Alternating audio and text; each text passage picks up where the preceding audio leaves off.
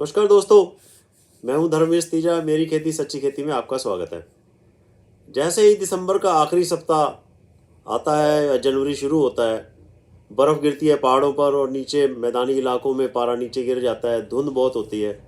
तो जो जानकार किसान हैं, जो साइंटिस्ट हैं, उनकी धड़कन जो है दुख दुख करती है।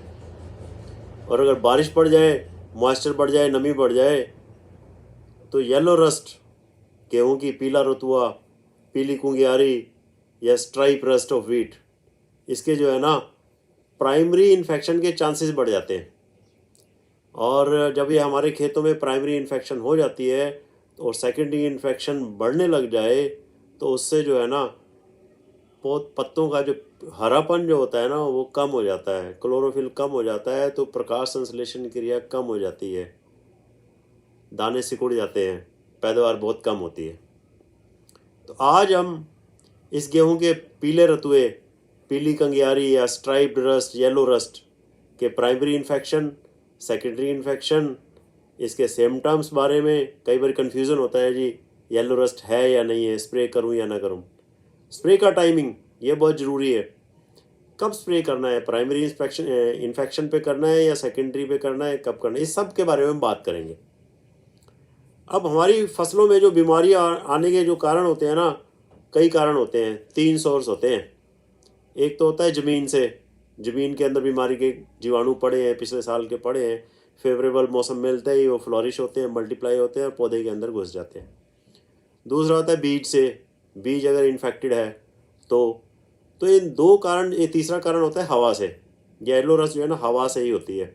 ऊपर से इसके जो स्पोर्स होते हैं ना, जो ये ठंडे इलाके की है, कम टेम्परेचर में ठंड में फलती फूलती है। जो ठंडा इलाका जो वेस्टर्न डिस्टर्बेंस जो आते हैं ना, जो यूँ लगा लो कि आप अफ़गानिस्तान, ईरान से अफ़गानिस्तान, पाकिस्तान, हमारे हिमालय के एरिए से होते हुए इसके स्पोर्स जो है ना सबसे पहले जो अटैक करते हैं वो निचली पहाड़ियों के मैदानी भाग हैं, जैसे पठानकोट है और अनंतपुर साहब है, इधर अम्बाला है, पंचकुला है, यमुनानगर, करनाल, इस एरिया मतलब फुट हिल्स के तराई बेल्ट को ये सबसे पहले इन्फेक्ट करते हैं। और सेकेंडरी इन्फेक्शन अगर फैले तो हवा के हिसाब से सारे एरिया में फैल सकता है।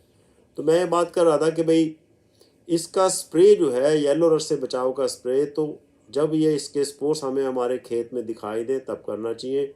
अगर कोई और बीमारी होती तो जैसे मान लो कोई ज़मीन से फैली है या बीज से फैली है, उसके स्पोर्स फंगस जो है पौधे के अंदर ही मल्टीप्लाई हो रही है, तो हम उसको बचाव के रूप में, प्रिवेंशन के रूप में अगर पहले स्प्रे कर देते हैं तो उसका फ़ायदा मिलता है।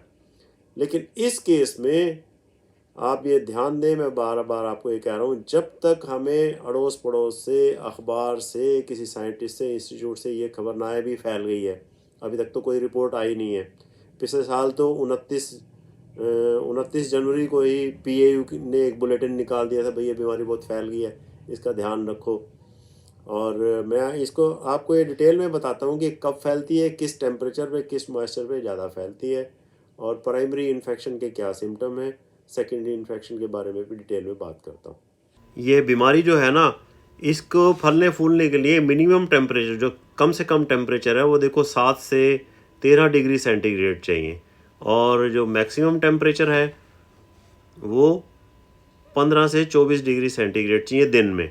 तो दिन का टेम्परेचर 15 से 24 देखो आज के टेम्परेचर को सूट करता है, और रात का टेम्परेचर जो है ये 7 से 13 डिग्री, ये भी इन दिनों में बिल्कुल सही, बिल्कुल फिट बैठता है।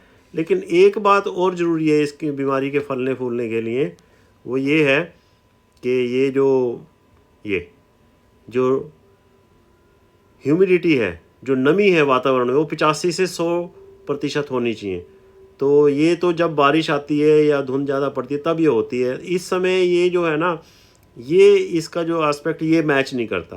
तो ह्यूमिडिटी जो है रात के समय जो है ना वो कम है इससे, तो इस समय अभी ये बिल्कुल नहीं फैल रही है। तो इसकी डेवलपमेंट के लिए, स्प्रेड के लिए डिजीज़ की, ये जो है ना बार बार बारिशों का होना बहुत ज़रूरी है। पत्तों के ऊपर नमी जो है ना, गीलापन जो है कम से कम 6 घंटे तक रहना चाहिए, तब ये बीमारी बहुत फैलती फूलती है। अब इसको बचाने का एक तरीका और है कि भाई रेजिस्टेंट वैरायटीज़ लगाएं। तो ये जो मैं आपको दिखा रहा हूँ, ये मैंने पंजाब एग्रीकल्चर यूनिवर्सिटी के लिटरेचर से लिया है। वो ये कहते हैं कि भाई आप जो है ना ये PBW 725 नवी किस्म आई है, उन्नत PBW 550, PBW 343 भी है, जो नई वैरायटीज़ जो IARI की आई है, DWR की आई है, जैसे 187 है, 222 है, 303 तो खैर अभी नहीं आई। अब हरियाणा में 3086 बहुत लगी हुई है। 3086 भी जो है ना थोड़ी सी ससेप्टिबल वैरायटी है, तो इसके ऊपर भी ये वैरायटी आ जाती है। और ज़्यादा ससेप्टिबल वैराइटीज़ में आपको बताऊं, जो 2960 है उसके ऊपर तो आती है। एक लेट वैरायटी है 2851, जो हमारे एरिया में बहुत ज़्यादा लगती है, उसके ऊपर बहुत ज़्यादा ध्यान देना चाहिए। अगर प्राइमरी इन्फेक्शन होगा, ऊपर से स्पोर्स आएंगे, तो इन वैराइटीज़ के ऊपर ज़्यादा आएंगे। और यहाँ लिखा है, जैसे मैंने आपको पहले ही बताया है, कि सब माउंटेनियस जोन में ना, तराई बेल्ट में सबसे ज़्यादा आता है। और एक और इससे बचने का तरीका ये है कि भाई अर्ली सोइंग ना करें। अक्टूबर के महीने में वो वैराइटीज़ ना लगाएं जो इसके ससेप्टिबल है, जिनके ऊपर ज़्यादा ये फैलती है। और अपनी फसल को जो है ना दिसंबर आखिर से, और अब तो हमें रोज़ ही देखते रहना चाहिए, ख़ास तौर पर जब हम बारिश आए या फिर जब हम पानी दें। अब जैसे तीसरा पानी लगाने का समय आ गया है, तो पानी लगाने के बाद हमें तो अपने खेत को रोज़ मॉनिटर करते रहना चाहिए। अब इसकी पहचान की बात करें तो पत्तों के ऊपर हल्दी जैसा पाउडर धारियों के रूप में, ये देखें आप, ये धारियाँ सी नज़र आएंगी, लाइनें सी नज़र आएंगी, धारियों के रूप में दिखाई देता है। आराम से हाथ लगाने पर, थोड़ा हल्का सा रगड़ने पर हाथ को पीला पाउडर लग जाता है, तो ये समझ लो कि भाई ये येलो रस्ट है। और अगर कोई कन्फ्यूज़न है तो आप ऐसे कर सकते हैं, कोई गहरा रंगीन कागज़ लेकर हल्का सा रगड़े तो पीला हो जाएगा, क्योंकि उसके ऊपर पीलापन साफ दिखाई देने लग जाएगा। तो समझ लो कि ये पक्का ये हल्दी वाली बीमारी हमारे खेत में आ गई है। कई बार क्या होता है कि हम पीले पत्ते देखकर ना स्प्रे करने की तैयारी में लग जाते हैं। इतनी जल्दी ना करें। अगर गांव में आसपास में कोई भी पाउडर वाले पत्ते दिखाई देते हैं या सेकेंडरी इन्फेक्शन फैलने का खतरा रहता है, तो तब स्प्रे करें। और अगर आपने बीमारी के स्पोर्स पीला पाउडर आए बिना ही खेतों में स्प्रे कर दिया, तो क्या होगा कि आप निश्चिंत हो जाएंगे, हमने तो बीमारी का बचाव कर लिया। अरे भाई साहब, जब बीमारी आई ही नहीं तो बचाव किस चीज़ से कर लिया। और आपके स्प्रे के 4 दिन बाद मान लो ये बीमारी आ जाती है, क्योंकि जैसे मैंने बताया स्पोर्स तो ऊपर से 1-1 किलोमीटर ऊपर तक उड़ते रहते हैं, बहुत हल्के होते हैं, माइक्रोस्कोप पे देखने से दिखते हैं। तो बाद में आपके खेत में मान लो गांव में आ गिरे, बाकी लोग तो स्प्रे करेंगे, लेकिन आपके मन में होगा कि मैंने तो स्प्रे कर लिया। तो स्प्रे तभी करना है जब ये आपके खेत में आ जाए, आपको रिपोर्ट मिल जाए अड़ोस पड़ोस से, अखबार से, कहीं से भी। और आपने अगर स्प्रे कर लिया तो आप निश्चिंत हो जाएंगे, और सेकंड इन्फेक्शन जो है ना वो आपके खेत में बढ़ जाएगा, तो नुकसान ज़्यादा हो सकता है। ये मैं यहाँ पर आपको ये दिखाना चाहता हूँ कि हमारे एरिए में मार्च में तो जैसे टेम्परेचर ज़्यादा हो जाता है, अप्रैल में गर्मी हो जाती है, तो वो ये स्पोर्स मर जाते हैं। तो ये स्पोर्स आते कहाँ से हैं? ये आते ठंडे इलाके से आ रही थी। ठंडे इलाके में भी ये मान लो यूरोप में, अमेरिका में भी ये बीमारी बहुत फैलती है। तो वहाँ पर जो है ना कुछ ये डेब्रिसिस के ऊपर बच जाते हैं, जिंदा बच जाते हैं थोड़े गर्म इलाके में, तो वहाँ से ये चलते हैं।